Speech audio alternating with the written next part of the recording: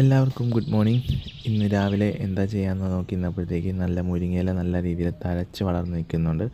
അപ്പോൾ നമുക്കത് വെച്ചിട്ടൊരു തോരൻ ഉണ്ടാക്കാമെന്ന് വിചാരിച്ചു.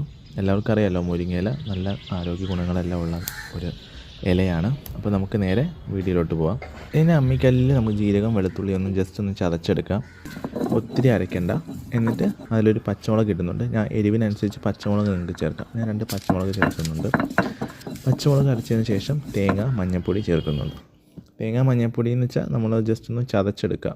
അപ്പോൾ തേങ്ങ മഞ്ഞൾപ്പൊടി നമ്മൾ ഇതുപോലെ ഒന്ന് ചതച്ചെടുക്കുക. അതിൽ കുറച്ച് ചെറിയ ഉള്ളി ഇട്ടിട്ടുണ്ട്.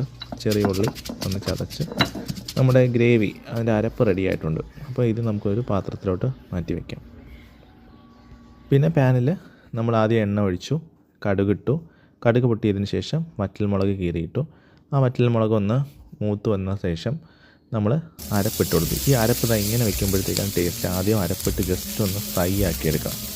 സാധാരണ നമ്മൾ ഇങ്ങനെ ചെയ്യുമ്പോഴത്തേക്കാണ് ആ തോരൻ്റെ ടേസ്റ്റ് കറക്റ്റായിട്ട് അറിയാൻ പറ്റുന്നത്. അതിലോട്ട് കുറച്ച് ഉപ്പിട്ടു, എന്നിട്ടൊന്ന് വഴറ്റി കൊടുക്കുകയാണ്.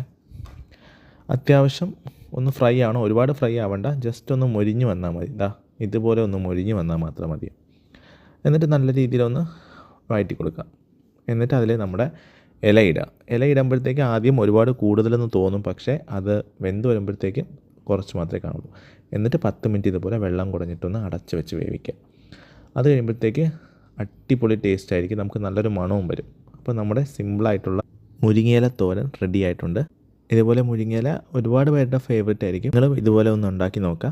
വീഡിയോ ഇഷ്ടപ്പെടുകയാണെങ്കിൽ ചാനലൊന്ന് സബ്സ്ക്രൈബ് ചെയ്യാൻ മറക്കരുതേ. അപ്പോൾ അടുത്ത വീഡിയോയിലോട്ട് കാണാം. ബൈ.